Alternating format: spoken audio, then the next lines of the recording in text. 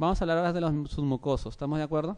Hay una clasificación histeroscópica de los submucosos, es lo que me interesa porque eso es lo que quiero que aprendan porque en algún momento yo sé que va a venir esa pregunta. Entonces, tenemos cuando el tumor submucoso está al 100% en la cavidad endometrial, como este, se le dice que es de tipo 0, muy bien, muy bien. Cuando el tumor submucoso está más del 50% en la cavidad endometrial y menos del 50% en la pared muscular, ¿cómo se llama? Tipo 1, perfecto, 1. En cambio, cuando menos del 50% está en la cavidad endometrial y más del 50% está en la pared endometrial, miometrial, se llama tipo 2. Doctor, ¿y por qué menciona eso? Porque este tumor, ¿por dónde me conviene sacarlo más? ¿Por vía vaginal o por vía abdominal? El 0, por ejemplo, o el 1. Muy bien, si está casi en la cavidad endometrial me conviene sacarlo más por vía vaginal. ¿Y por qué digo eso? Porque hay mujeres, por ejemplo, mujeres de 30 años que no tienen hijos y que tienen un tumor de 2 centímetros acá. Entonces no le voy a sacar el útero porque ella quiere conservar para su fertilidad. ¿No se me dejó entender? Perfecto. Entonces me conviene sacar por vía vaginal conservatorio. ¿Y cómo se llama el procedimiento cuando yo saco un mioma por vía vaginal? Se llama histeroscopía. Perfecto. Histeroscopía. Así como hay la endoscopía para ver en el estómago, hay una cámara que entra por la cavidad vaginal, entra al útero, ve el tumor y lo va sacando por pedazos. ¿Estamos de acuerdo? Se llama histeroscopía.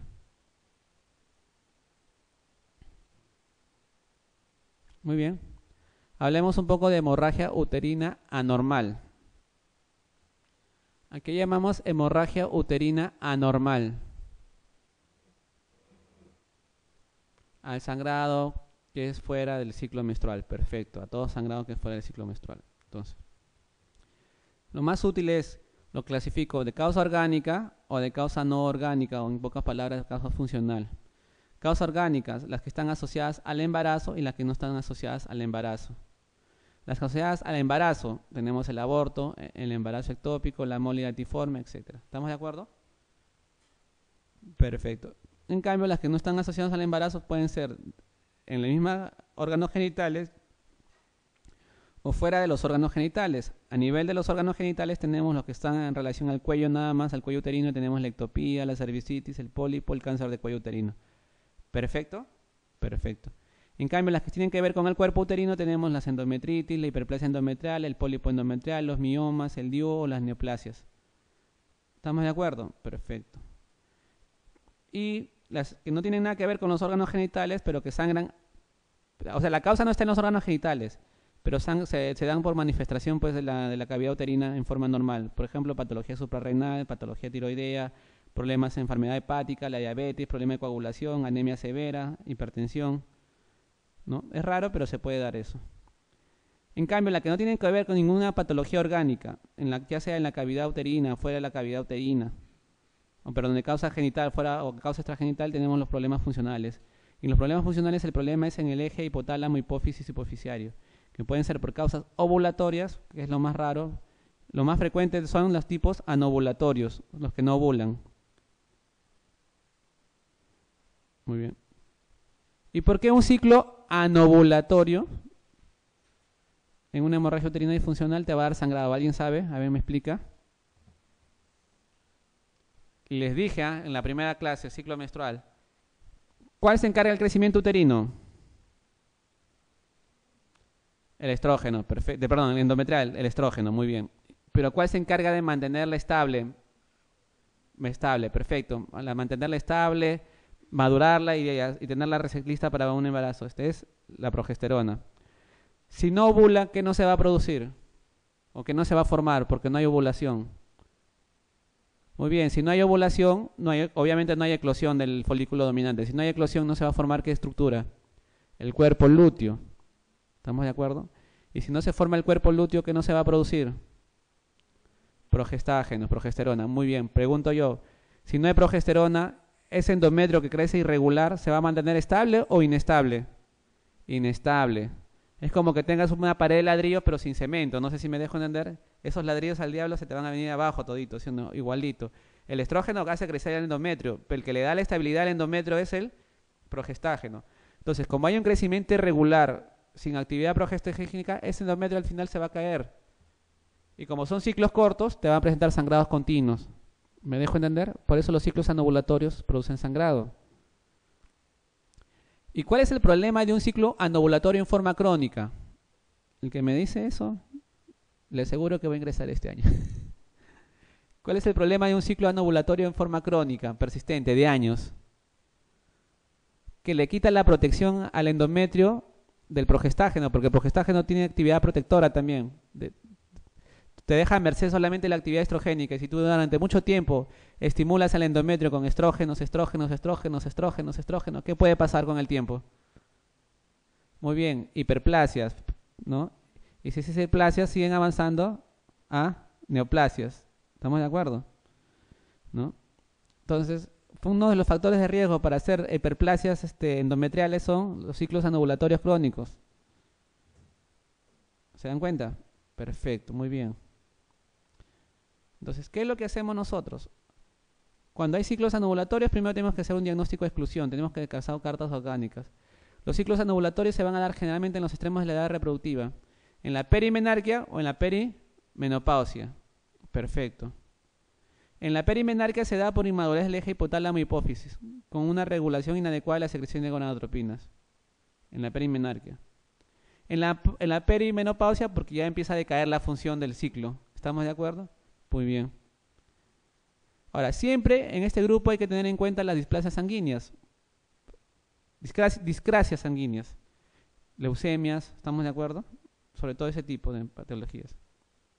Entonces, si yo tengo una paciente que ya descarté patología orgánica, que ya descarté discrasias y que me viene con un sangrado uterino normal, ya de causa disfuncional por un probable ciclo anovulatorio, y está que sangra bastante, ¿qué es lo primero que tengo que hacer con esa paciente? Administrarle estradiol endovenoso. Acá en el Perú ya no hay. Había antes el Primarín, pero ya no hay. ¿Qué haría yo acá en el Perú? Made in Perú. Ya madre, anda a la farmacia, cómprate tu blister de anticonceptivos. Perfecto. Tómate 2 horitas, 2 a las 4 horas, otros 2, o sea, 2 tabletas cada 4 horas. No sé si me dejo entender. Alta cantidad de estrógeno lo que doy en ese momento. Perfecto. Pero si no funciona eso, ¿qué hago? A ver, vamos a ver. Estamos hablando de un sangrado agudo, ¿no? Un sangrado agudo, ¿no? No funciona el estrógeno. ¿Qué es lo que tengo que hacer? Le puedo dar antifibrinolíticos. Ya, muy bien. ¿Como cuáles, por ejemplo? ¿Cuál conocen en el mercado ustedes acá? El ácido trenaxémico. Muy bien, el transamin. Perfecto. No funciona. Entonces, ¿qué hago con esa paciente? La legrado. ¿Estamos de acuerdo? Muy bien, la alegro. Perfecto. No funciona el legrado. ¿Qué hago? Con vía histeroscópica puedo empezar a quemar el endometrio. Eso se llama ablación. No funciona, la paciente se me está chocando. Ya como última opción, ¿qué me queda? Histerectomía. Nunca he visto hasta ahorita un caso de histerectomía por sangrado uterino disfuncional. Adiós, gracias. Entonces, repasando. El sangrado uterino disfuncional puede ser leve, moderado o severo, dependiendo también de los niveles de hemoglobina y la cantidad de sangrado. ¿Ya? Si es leve, en observación 3 meses, informar y tranquilizar. Puede que empiece a madurar su eje hipotálamo hipoficiario. Estamos hablando en adolescentes, ¿no? Porque, si es moderado, anticonceptivos orales por 6 meses, o le puedo dar progestágenos en la segunda fase del ciclo, o sea, a partir del día 16 al día 25 del ciclo. Perfecto. Vemos si con eso corrige o no. Si es severa, tengo que evaluar si hay shock o no hay shock, pero si es severa tengo que hacer tratamiento del shock y tengo que hacer la hemostasia hormonal, o sea, estrógenos endovenosos. No funciona, como le vuelvo a repetir, el legrado no funciona, la ablación, eso no funciona. ¿Cómo se llama la histerectomía? Pero si funcionara con el estrógeno endovenoso, pasa a anticonceptivos orales de control. ¿Estamos de acuerdo? Perfecto. Un prolaxo se caracteriza por el descenso o desplazamiento hacia la vulva y paredes de la vagina, tanto de la vejiga, del recto, del útero o de todos ellos en conjunto, ¿no? Constituye una verdadera hernia a través del hiato urogenital. Perfecto.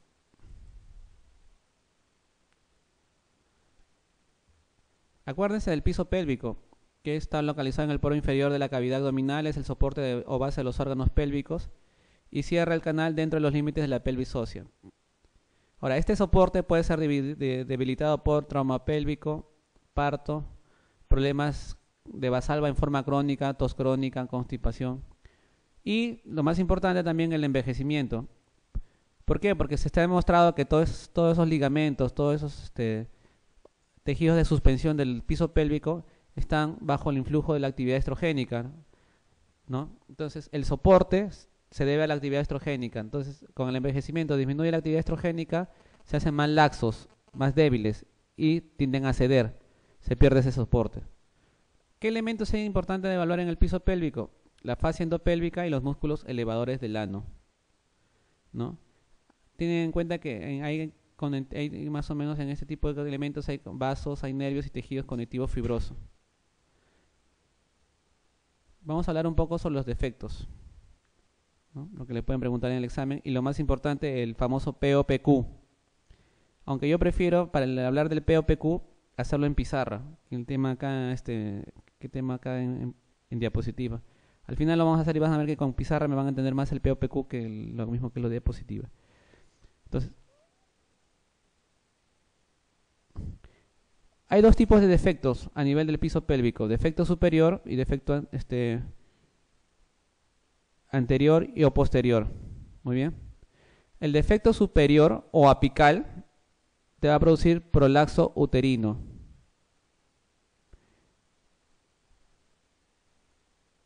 ¿Y se acuerdan que yo les dije esa vez cuando empezamos a hacer anatomía? ¿Cuál es el ligamento que va a fallar acá para que se produzca el prolaxo uterino? ¿Cuál se va a debilitar, mejor dicho? ¿Se acuerdan? Les dije los úteros sacros y los cardinales, pero más importante los úteros sacros en ese sentido. Se debilitan.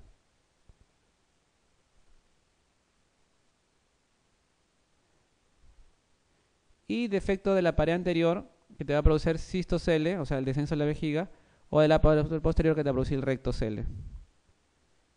Pregunto yo, y apunten porque eso puede ser un buen dato. Para que se produzca el cistocele, ¿qué se debe debilitar? Porque hay alguna estructura que se debilita para que se produzca el cistocele. Muy bien, la fascia vésico-vaginal. Perfecto. Y para que se produzca el rectocele, ¿qué se debe debilitar? Muy bien, el tabique recto-vaginal.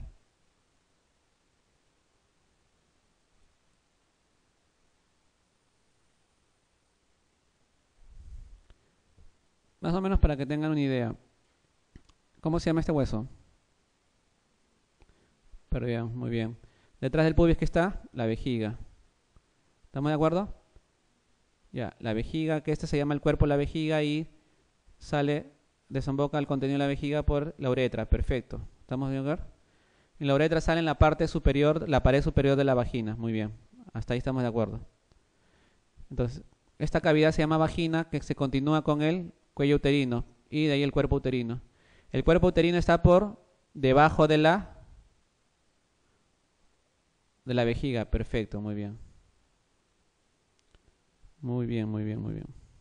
Ahora, entre la vejiga, acá justo mira, entre la vejiga y la vagina hay un tabique, es el tabique vésico-vaginal que lo separa. ¿Estamos de acuerdo? Cuando este tabique se disrumpe, se produce una solución de continuidad, este soporte de la vejiga disminuye y discurre, empieza a caer y sale por la vagina, la vejiga. ¿Comprenden? Muy bien.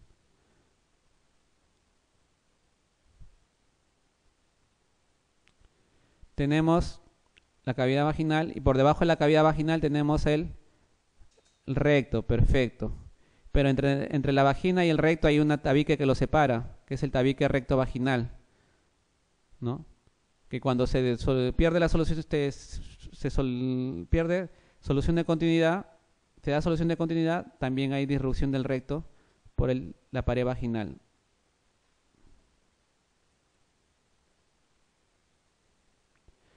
Y el sostén del útero son los úteros sacros. ¿Estamos de acuerdo? Los úteros sacros. Estos úteros sacros, cuando se debilitan, hace que el útero pierda su posición y desciende por la cavidad vaginal.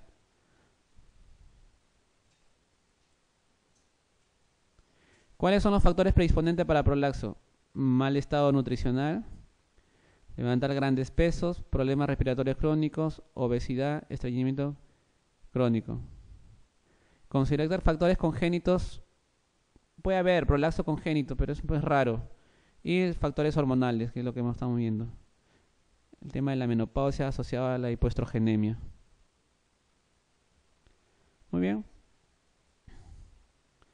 Vamos a hablar del perfil vaginal, que es un perfil de 6 números. Acuérdense. Fue inventado por Baden en los años 60. Todavía lo menciono porque quizás todavía se lo pueden preguntar en el examen. Porque ya lo que está de moda es el POPQ y eso es lo que vamos a desarrollar en un rato con mayor detenimiento. Entonces, el primer número, o los primeros números, se refiere al segmento vaginal anterior. Entonces es uretra y vejiga. El primer número se refiere a la uretra y el segundo número a la vejiga. Perfecto. El tercer número se refiere al segmento vaginal superior o apical. Y te refiere a útero y intestino. Y el tercer bloque, o sea, el quinto y sexto número, se refiere al segmento vaginal posterior. O sea, al recto y al periné. Muy bien. Entonces, acuérdense. Uretra, vejiga, útero, intestino, recto, periné. Muy bien, ¿les quedó claro? Perfecto. ¿Cómo se clasifican los prolapsos de uretra, de vejiga, de útero y de recto? Como es la misma clasificación que tienen, pues los he juntado. Van de grado 0 a grado 4. ¿Cuándo hablamos de una vejiga, cuándo hablamos de 0? Cuando está en su posición normal, cualquiera de estos órganos. Muy bien, perfecto. ¿Cuándo hablamos de grado 1? Cuando el descenso de cualquiera de estos se produce hasta la mitad de la distancia del himen, o sea, hasta la mitad del conducto vaginal. Hablamos de grado 2 cuando cualquiera de estos órganos llega al himen. Muy bien.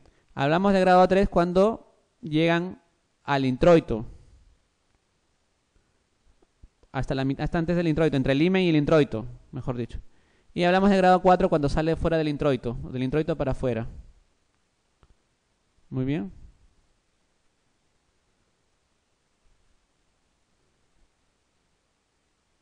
A ver, repasemos un poco. 0 cuando está en su posición normal, habitual. 1 hasta la mitad de la distancia del himen. 2 cuando llega al himen. 3 entre el introito y el himen. Y 4 por fuera del introito.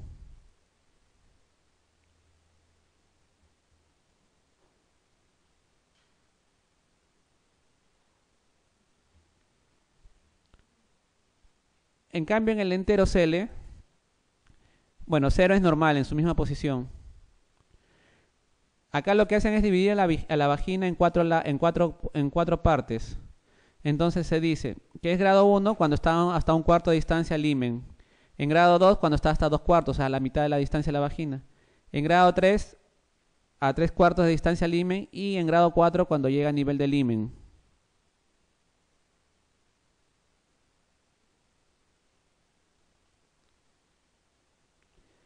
Desgarro perineal, grado 1 cuando solamente compromete la mucosa y piel de la vagina. 2 cuando hay compromiso muscular. 3 cuando hay un esfínter, el compromiso del esfínter anal. Y 4 cuando hay la pared del recto. Lo mismo que pasa con las epicios, pues, ¿no? O desgarros vaginales, pero en trabajo de parto. Acá estamos hablando ya por debilitación de la pared pelviana. Y esto es lo de ahora, el famoso POPQ.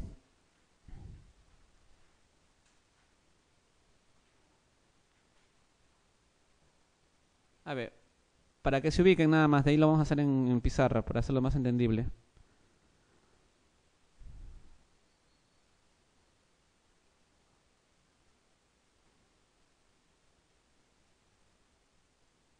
¿Cómo se llama esto? ¿Ah? Hueso púbico, muy bien. Muy bien, hueso púbico. Esto, de este punto a este punto, ¿cómo se llama? Es la pared baja, es la vagina, está bien, perfecto. La vagina es el conducto, pero a esto, ¿cómo lo llaman?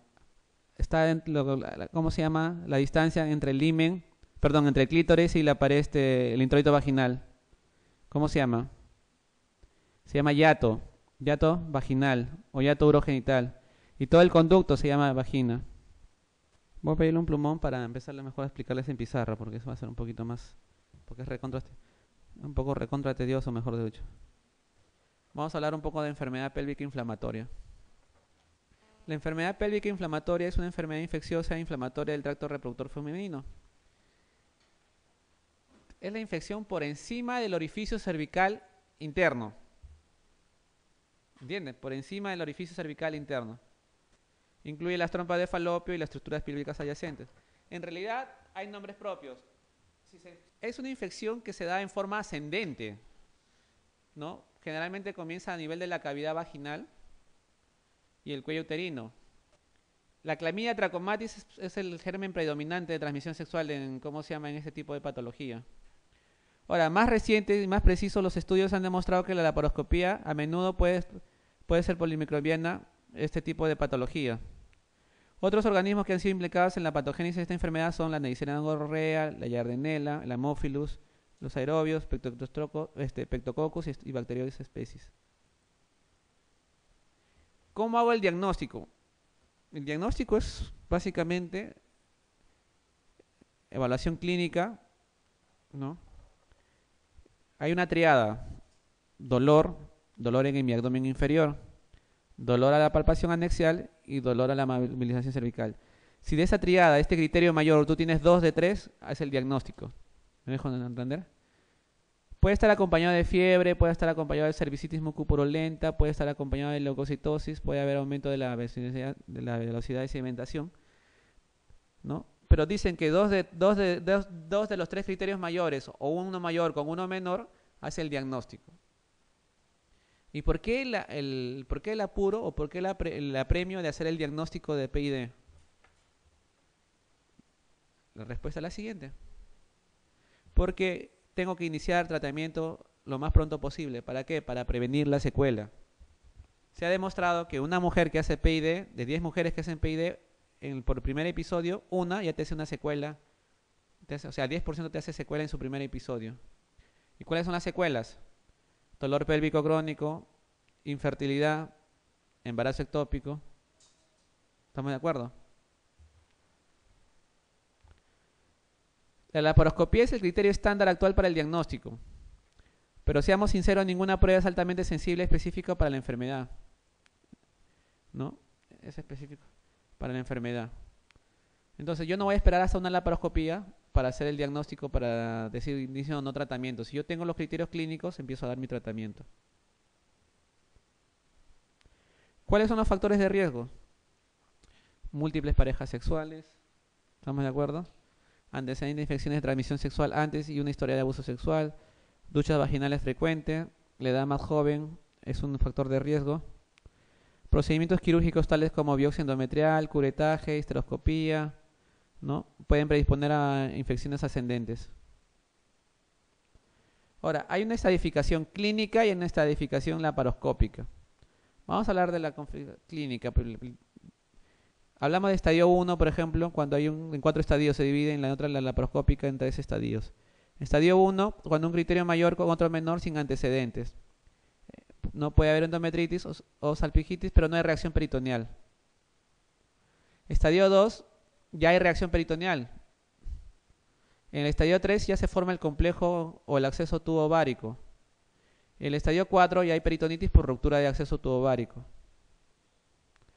Entonces, la que nosotros vemos más que talmente en la consulta ambulatoria son estas. Poco de estas, y esta ya generalmente a nivel hospitalario. Estas ya te hacen fiebre, por ejemplo. Ahora, ¿alguien sabe por qué duele la epi? Que me lo dice. El dolor agudo de la epi, ¿a qué se debe? Ya, ahorita antes que les conteste, vamos a hablar de la estadificación laparoscópica.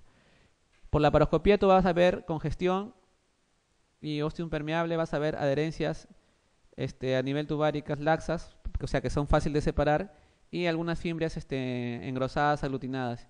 Y en cambio en la severa o en la grave vas a ver adherencias firmes que no son tan fáciles de separar, tienes que usar energía de calor o tijeras para poder separarlas. Vas a ver trompas gruesas y puedes ver pus quizás en la cavidad libre, en la cavidad peritoneal.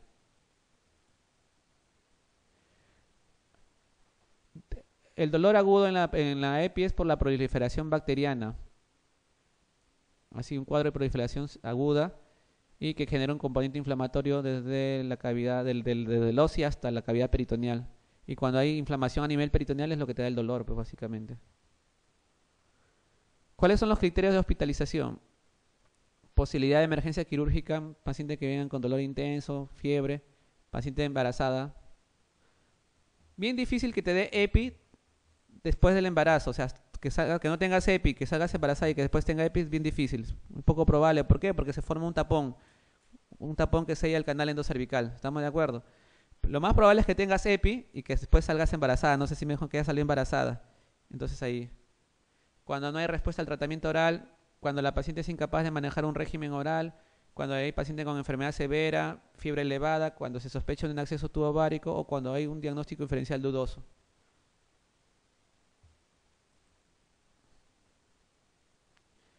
¿Cuáles son los esquemas recomendados? Hay un esquema recomendado para manejo ambulatorio, por ejemplo, ofloxacino 400 orales, miligramos vía oral cada 12 horas por 14 días o levofloxacino de 500 cada 24 horas por 14 días más metronidazol cada 12 por 14 días. Ese es un esquema.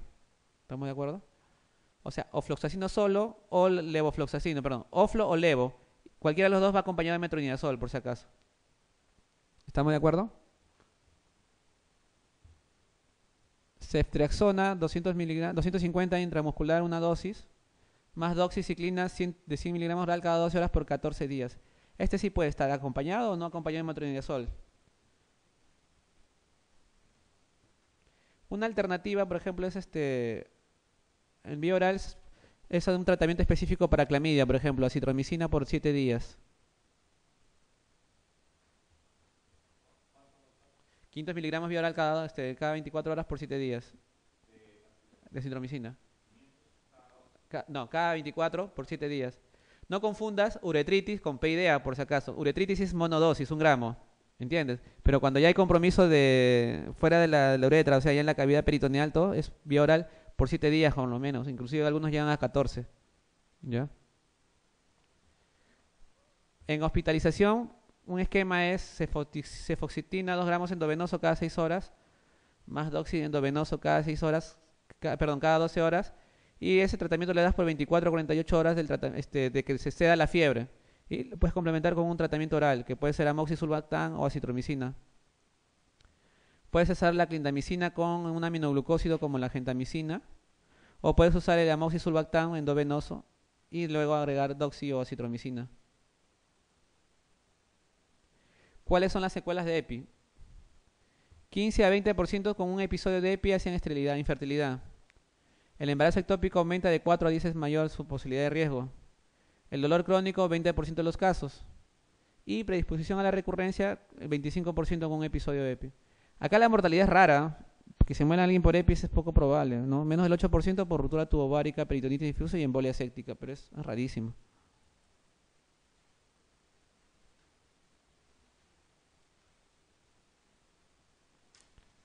Entonces, si hacen el diagnóstico clínico, con los criterios mayores inician tratamiento de frente. Eso es lo que recomienda la CDC, ¿no? El Centro de Control de Enfermedades de Atlanta, ¿no? Iniciar. O sea, lo que procuran es hacer el diagnóstico más precoz posible.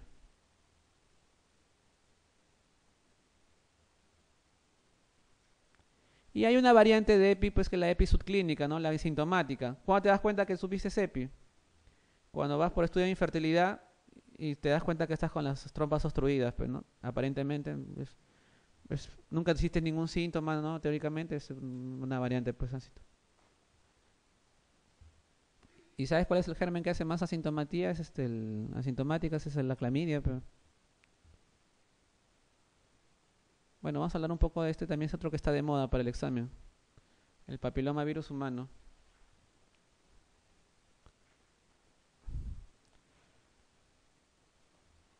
Pertenece a la familia, tiene su propia familia, porque antes pertenecía a la familia Papoavirus, ya no, ya tiene su propia familia ahora el papiloma. Se llama familia Papillomaviridae. Tiene un genoma compuesto por un ADN circular con una cápside proteica sin envoltura y el tropismo es epitelial, ¿no?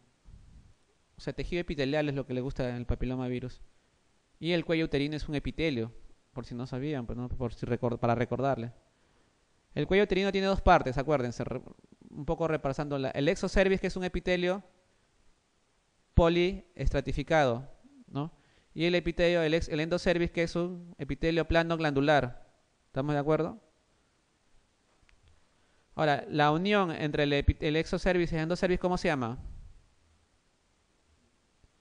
La unión escamo-columnar, ¿sí o no? ¿No? Unión escamo-columnar.